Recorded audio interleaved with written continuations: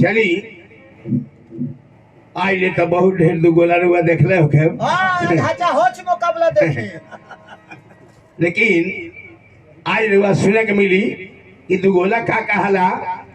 आ कैसन दुगोला होला। ए भैया चली बात वहां पहुंचल बा आखी निमी राजा जब सीता जी के देखले राम जी की ओर ताकल तब निमी राजा यहाँ के पलके पर से हट गई रे। महाराज जी हमारे सामने का बात हो निमी राजा काहे है कि जब थन मथाई त राजा जनक जी के उत्पत्ति रहे आ तबे से जनकपुर मिथिला बोले आ वह निमी राजा के आँख के पलक पर भेजल गई जवना से हमनी के पपनी गिरेला उठेला। ए भैया निमी राजा हमरा गुरुकुल निमन सवाल को लगत मोए सखी की सखी है हाय हाय सीता जी के जोगेरी है सावर बोल सीता जी के जोगे ई संवर कोई बारे तो दूसर की जानी कहली की बात तो तू ठीक कह करू लेकिन सखी है धनुषा कठोरिया बही कुआं रहे सखी है तुरी है कि नाही बाए ही के भारी भारी राजा लोग अभी तक ले धनुष के हिलावल ना आई अभी 15 बरिस के सुकुमार बालो धनुषवे न टूटी तब बियाह के न होई तब तीसर की जानी कहली कि तू जानते नहीं खो सखी है इनकर प्रभाव बड़ा बड़ है सखी है चरण से अहिल्या गईली तो बोलो धनुषा तुरल बा कौन बोल सुने में आवता कि इनका गोड़वा के धुरिया से गौतम ऋषि के नारी अहिल्या पत्थर से नारी बन गई हमारे सामने का बात तो इनका चरण के धुरी में इतना शक्ति बा तो उनका में कितना शक्ति बा हमार तो विचार यह कहता है आत्मा यह कहता कि धनुष तुरी है तो संवर कुए तुरी। तब एक जानी कहली कि हे सखी तारा मुंह में सरस्वती जी के बास हो खो देवता लोग के बास हो खो कि ताहर बात साँच हो खो जे सीता के राम जी से बियाह हो खो आ कबो कबो ससुराल करे वही है तो इनकर दर्शन करे के मिली अगर बियाह ना भई तो नाही तो हम कहूँ सुनहु सखी इनकर दर्शन दूर बियाह ना होई तो फेरे लोग के दर्शन करे के ना मिले सखी लोग यह बतियावता अब पूरा बदिशी गए दो भाई जहाँ धनुष मुख भूमि बना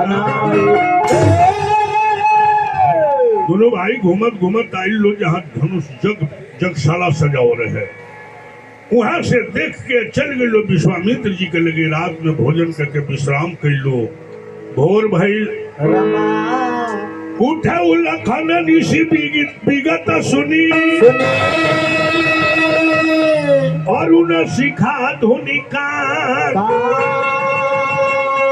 गुरु ते पहले जगतपति जागे राम सुजा सबसे पहले मुर्गा के बोली सुनकर लक्ष्मण जी की नींद टूटल तब राम जी के नींद टूटल विश्वामित्र जी के चरण दबाओ लो समय आई सकल शौच करी जाय नहाई अनित निवाह गुरु ही सिर नाई। विश्वामित्र जी कहनी कि हमरा के पूजा करे खातिर राजा जनक जी के फुलवारी से फूल ले आवलो। जाता नहीं सब गुरु जी जाता लो दोनों भाई फूल ले आवे बाबा रामा हाय हाय समय जानी गुरु आय सुखाई रामा हो रामा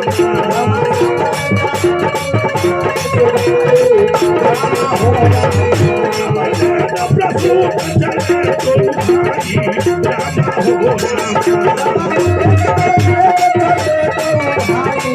रामा हो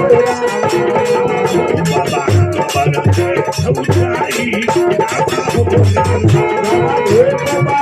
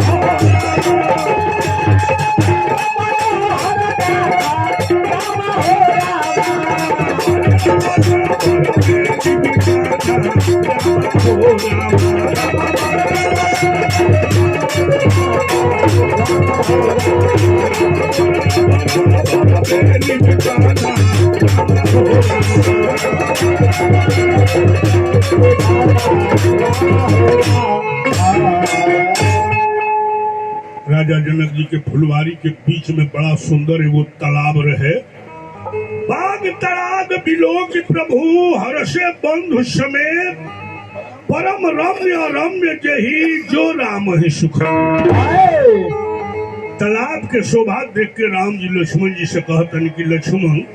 कहीं भैया जी पोखरा के यारी यारी आरे फूल गम कौआ बड़ा निक लागे। तो पोखरा के आरी आरी फूल गम कौआ बड़ा निक लागे। पोखरा के आरी आरी फूल गम कौआ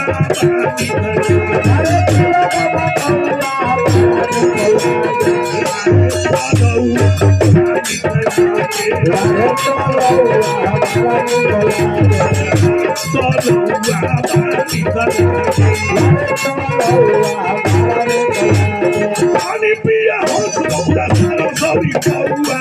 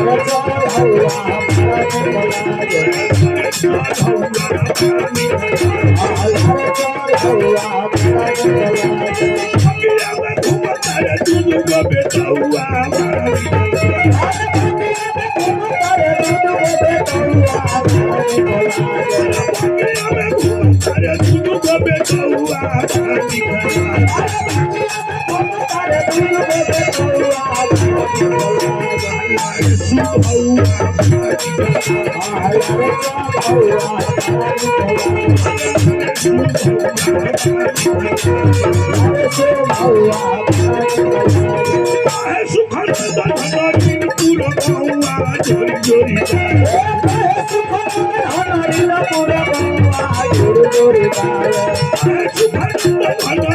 पूरा गौआ जोरी जोरी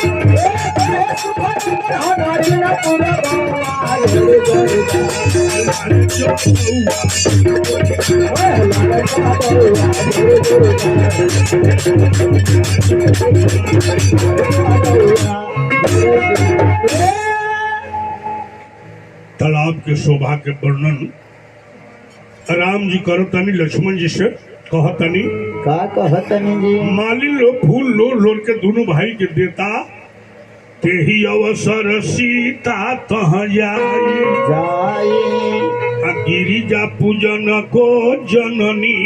बैठाई वही समय में सीता जी के माई सुनैना जी सीता जी के सखी लोग के संग है वही फुलवरिया में गिरजा जी के मंदिर रहे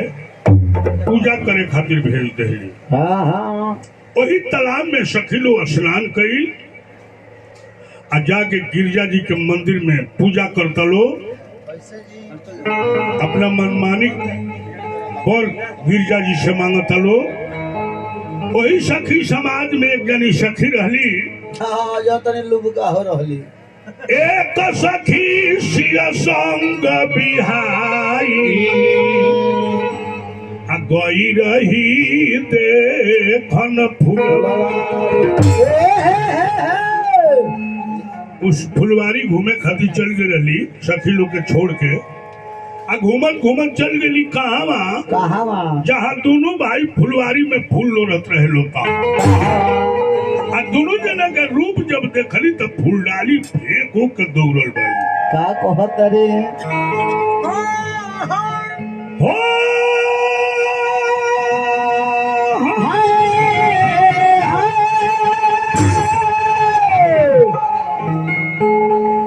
कोयली फूलवारिया फूलो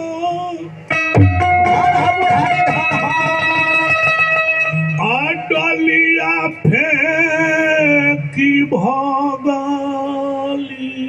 कवनो छायला के लागल बा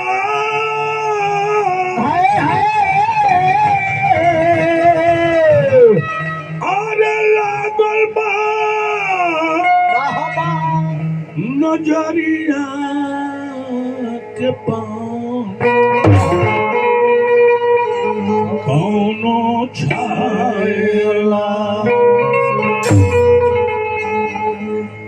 हंसत आवतारी कूदत आवतारी सखी लोग पूछे जे का देखले बड़ू कहली कि देखन बाद कुंवर दोई आए दुगो राजकुमार फुलवारी देखे आइल बलो कैसन बालो किंग बताई सावर गौर किम कहूँ बखानी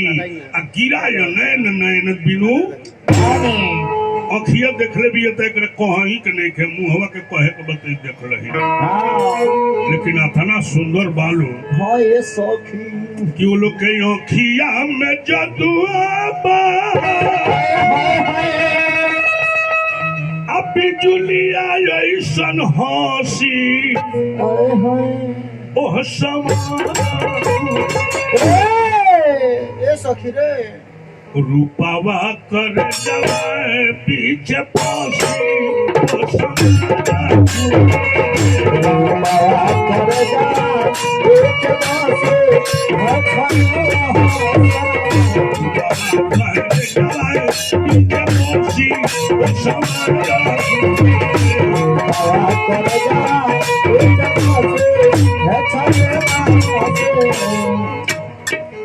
चली अग्र करी प्रिय सखी सोई अप्रीति पुरातन रखे न कोई सीता जी जब सुनी तो अपना सियान सखी के आगे कके आ देखे खातिर चल देली चले के हमनियों के देखल जाओ हाँ हाँ उनका मनवा मेला गल लगनवा उनका मनवा मेला गल लगनवा मिलनवा कैसे के हो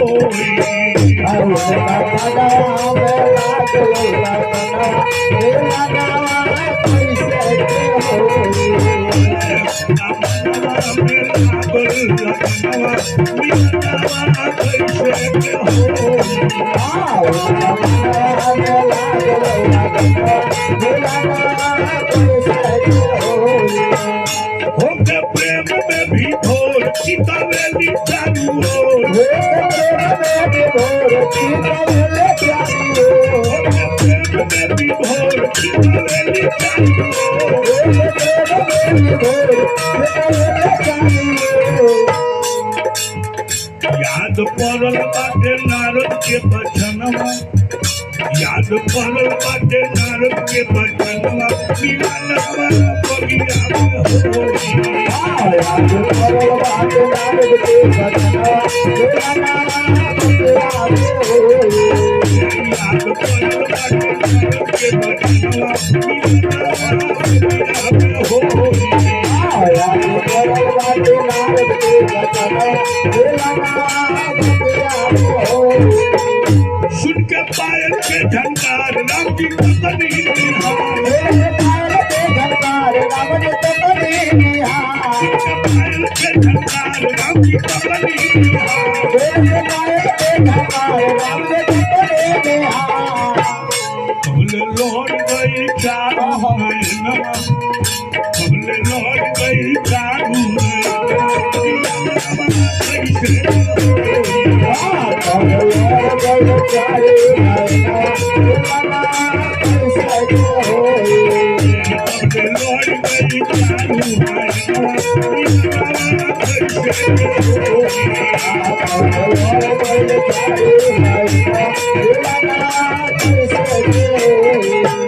तू न ताके के कहू के दिए न बोलो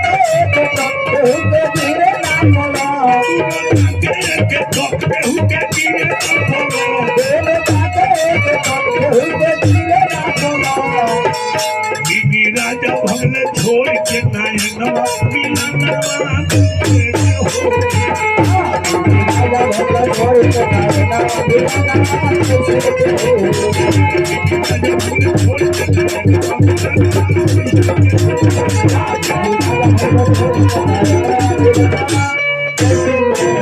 न रामे जी के पलक गिरता न सीते जी के पलक गिरता गोसाई जी के मन में भाव आवता जे लोग के पलक कहीं नहीं के गिरत पलक तो रोक देला पर आंख में पानी आ जाला तनी कुछ कहे कि आई अब बात जाई हमनी से आए बात ढेर देर ले पलक रोक देला से आंख में दर्द हो जाला पानी गिरे लगेला लेकिन ना सीते जी के पलक गिरता ना रामे जी के पलक गिरता ही कहे तो देखी सीता जी के 19 पीढ़ी ऊपर एगो निमी राजा रहले उनका के देवता लोग से वरदान मंगले रहले कि हम बिना देहे के रही तो देवता लोग वरदान दिल रहे कि विदेहम उष्यताम कामुम लोचनेशु शरीरी राम उनमें सम निमेशा भ्याम लक्षितो सम स्थितम है निमी तो बिना देह के हरेक प्राणी के आंख के पलक पर रहबो आंख के पलक गिरी या उठी तो बुझाई जाई कि निमी राजा ये खाली गिर के उठ गए ऐसे एक निमिष कहल जाला एक पलक के एक निमिष कहल जाला वही निमी राजा के लड़का मिथि रहले मिथि के उदा बसु के किलो सब लोग जनक कहा उदा बसु के जनक के लड़का नंदीवर्धन जनक के लड़का सुकेतु जनक के लड़का कीर्तिराज जनक के लड़का मरु जनक के लड़का प्रतिपक जनक के लड़का देवमीढ़ जनक के लड़का स्वरोमा जनक के लड़का हंसरोमा जनक के लड़का सिरध्वज जनक और कुशध्वज जनक सब कोई के हम सीता सिराग्रतो जातो तस्मात सिरध्वजो ख्यातो और सिरध्वज के नाम सिरध्वज जनक के लड़की सीता रहली और कुशध्वज के लड़की मांडवी असुर के तो सीता के राम जी से प्रेम कर देख के सीता के 19 पीढ़ी ऊपर के निमी राजा सीतो के अखिया पर रहले रामो जी के अखिया पर रहले तो अपना नतिनी के अपना नतिन दामाद के लगे एक जगह देख के कोनो बाबा वहाँ रही ना जी ऐसे सीतो जी के आँखिया पर से भाग गई रहे, रामू जी के आँखिया पर से भाग गई रहे, ऐसे दोनों जना के पलक अबे लगे। अबे समय आ गई, अब उन्हें से सुनी, फिर समय आई तो हाँ केने से तनी नामो बताई। श्री राम जी की जय, राधे श्याम जी की जय।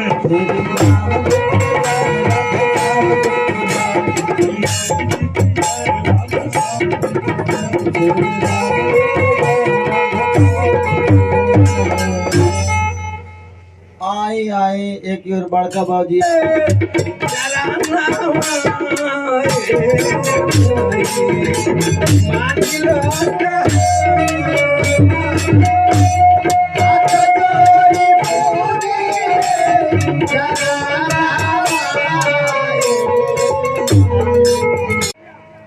जाके गिरिजा मंदिर में सीता जी आराम से इतना रेस्ट हो गया। गिरिजा जी के हाँ पूजा करतरी का कहतरी कि हाथ जोड़ी पूजी रे शरानावा ए माई अरे मंगिल कहाना हाथ जोड़ी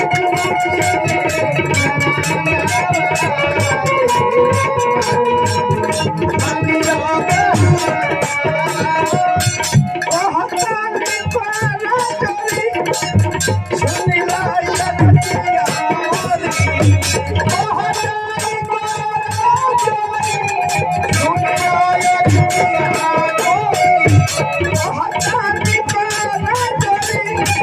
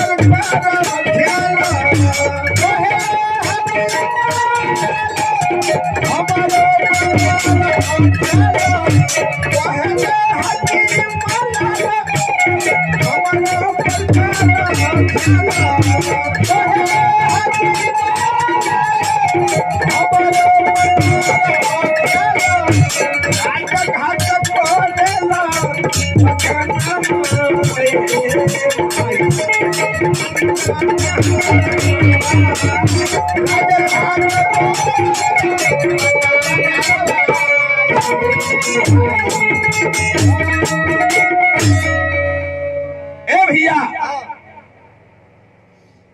सीता जी के प्रेम देख के गिरजा जी वही का प्रकट हो गई आ कहली कि सुनो सी सत्य और शीशा हमारी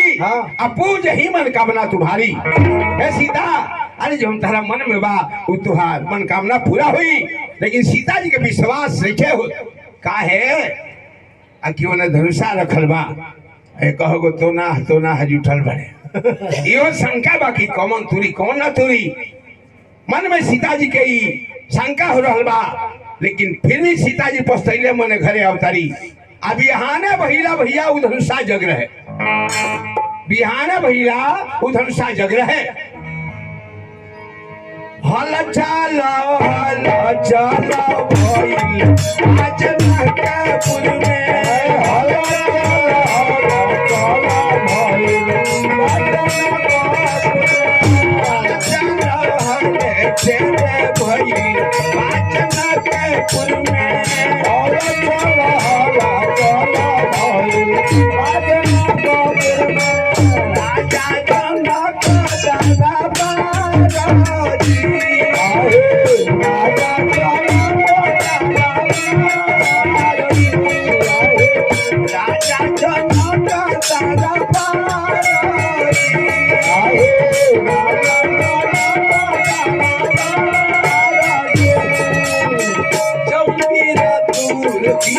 शिव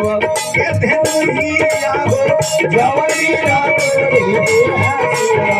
ये धमहिया हो जवनी रातोरी है शिव ये धमहिया हो जवनी रातोरी हासिया ये धमहिया हो सीताजी से होई है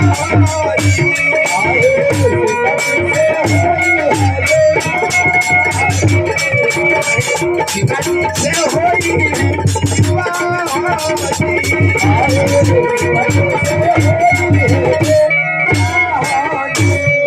तुलसी बाबा लिखने की सतानंद तव जनक बुलाए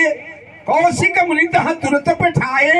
रंग भूमि आए दो भाई और शिशु सब पूर्वासिन पाई चलिए सकल गृह काज विसारी बाल जवान जलठन नारी बूढ़ से जवान ले लड़का से सियान ले सारा लोग उधमसा जग में पहुंचल बा कुछ लोग पहुंचल बा कि देखा जाए सीता जी 6 वर्ष के बारी के तुरंत आके नहीं तुरंत कुछ लोग पहुंचल बा आकि जब भगवान के ना देख रहे भगवान के देखे खातिर पहुंचल बा भैया राजा जनक जी के जो प्रतिज्ञा रहे उस नादी हरल की बोले बंदी बचन वाला सुनहु सकल महिपाल पन विदेह कर कहीं हम भुजा उठाई विशाल धनुषा रखल बा आज ये धनुषा के तोड़ दी ओकरा से सीता जी के विवाह कर दिया जाए ए भैया अब तबीर में खलबली मचल कि दादा हमरा से पहले कहीं होगा मन तोड़ देस त धनुषा उठावे खातिर अरे दादा तऊर रे सऊर धनुषा उठावे खातिर दादा तऊर रे सऊर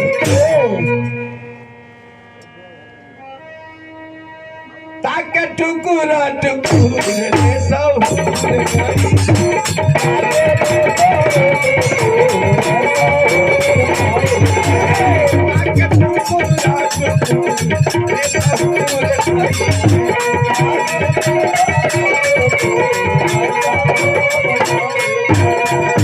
धनुषन उठल हाथे हुकुरा हुकुर रे सऊर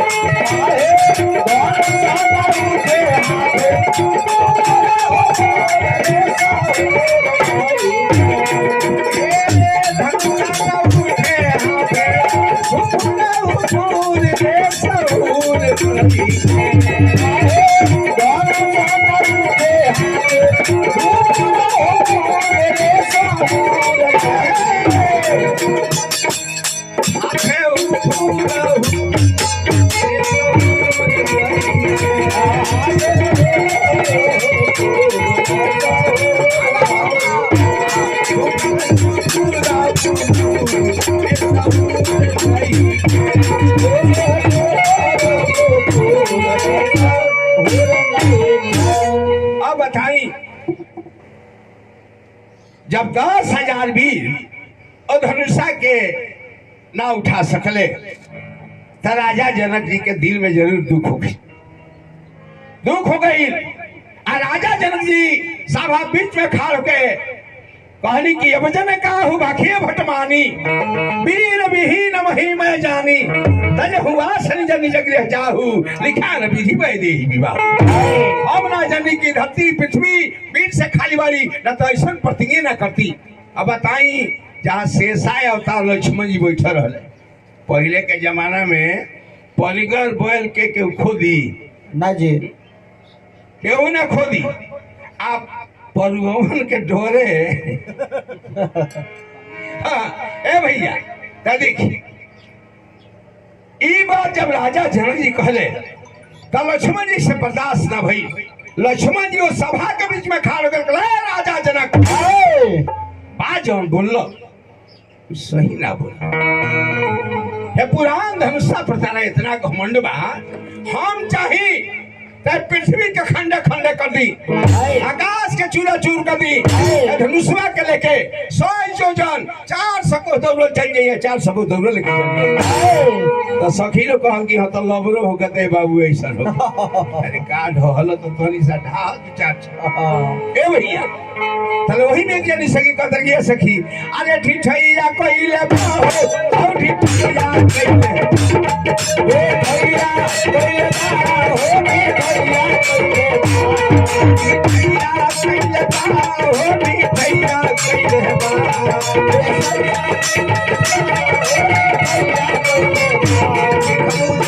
सखी कल कबा ठिठैया कइले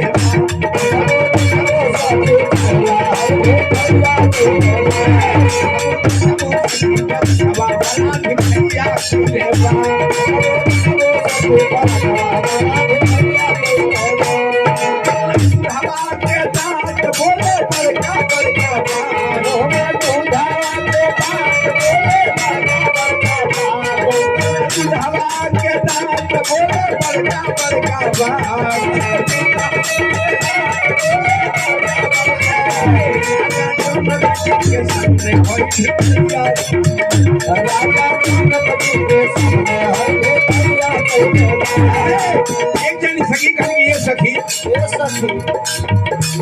हवाया जो ध्यान के सूर कभी तो ना धनुहा तूर हवाया जो ध्यान के सूर कभी तो ना भरसा तूर एवं लाई ढाला से काम ना चली अयोध्या के सूर बनता रहा वीर बनता रहा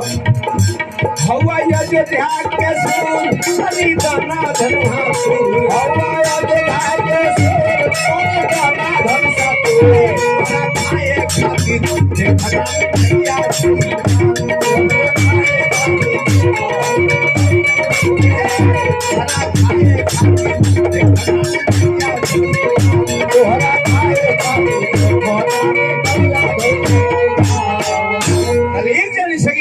सखी अरे छोट देख के डेरा घबरा मत आ मोट देख के डेरा मत कहे कि जितना मोटका होले सब फोफड़ होले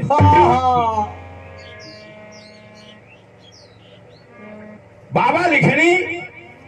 कि विश्वामित्र समय शुभ जानी बोले अति सने होए वाणी।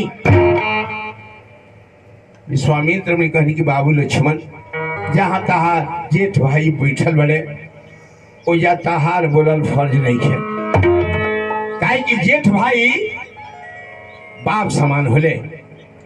अब हो जाई महतारी तुल्य होली ऐसे तहार बोलल फर्ज नहीं है। लक्ष्मण जी के रोक के अब विश्वामित्र मुनि भगवान राम के आदेश धनी कि राम खा रोक ए धनुषा के तोड़ा आ राजा जनक जी के जौन प्रतिज्ञा बा प्रतिज्ञा के पूरा कर। भैया भगवान राम जब सभा में खाड़ भईनी बाबा लिखनी की जाकी रही भावना जैसी हरिमूरत देखे न तैसी। जावना रूप में भगवान के देखल वही रूप में भगवान नजर रही सखी लो देखल था दुल्हा रूप में वीर लो देखल था वीर रूप में आ सीता जी जब कोठा पर से देखली तय अपन आंचल सूरज भगवान की ओर पसार धली अरवा लगली आग से झरझर लोर गिरे लगल कि उगला अरे सूरज ये बाबा हो भैया बैठी तो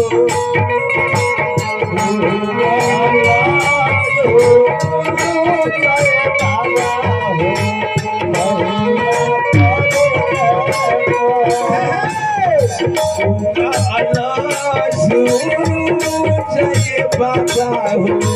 भैया पैरी तो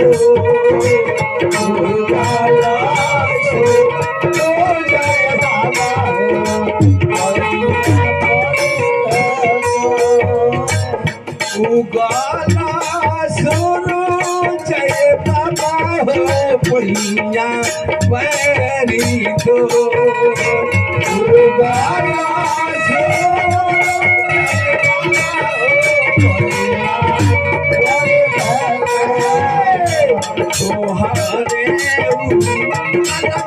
बाबा हो बोला जगयो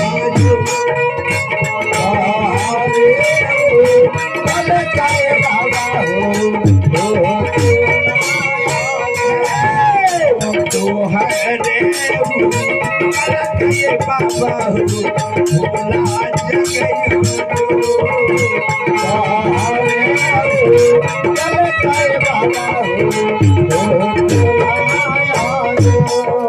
महाराती से जन्मिए बाबा हो मारी बाप नामो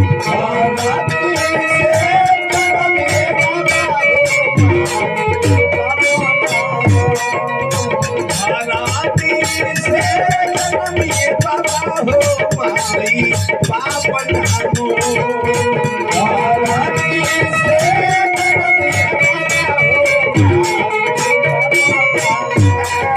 महाराती से ये बाबा हो नदी गली करजो महारानी ये बाबा हो ऐसा बनवा दीदी बाबा हो देनु राम दीदी को ऐसा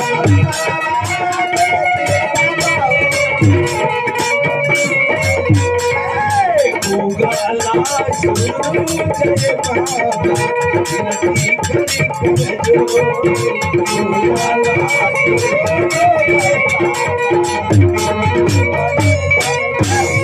सीता जी सूर्य भगवान की ओर आंचल फैला के सूर्य भगवान से गुहार करतली आए ने भगवान राम धनुषा के लगे पहुंचनी आप पहले जाके धनुषा के परिक्रमा कैनी तब धनुषा के प्रणाम कैनी आज जब धनुषा उठौनी कोई ना देखा उहे देखा जब भगवान के भक्त रहे भगवान धनुषा उठावे को उठौनी लेकिन 4 गो बात दिल में सोचे लगनी कौन सा किशोर जब हाथ में पिनाक लिना तो उन्होंने के मेरे सोच की बात चारी के धनुषा न तोड़ू तो कुल में कलंक लगे अधनुषा जो तोड़ू तो लोग है लोभ की नारी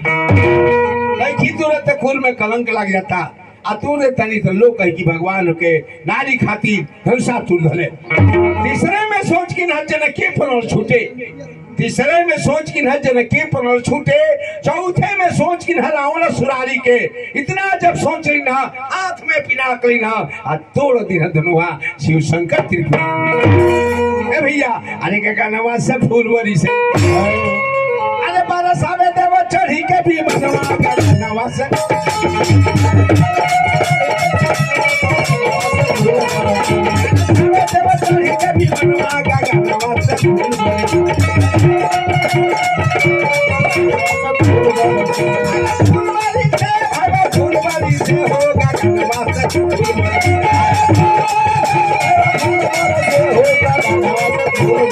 फूलवारी से भाई फूलवारी से होगा गाना से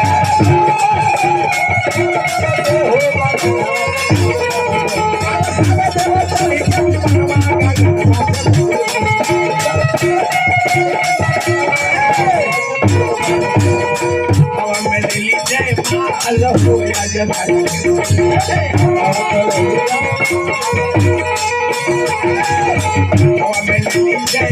Allah ho ya jana ke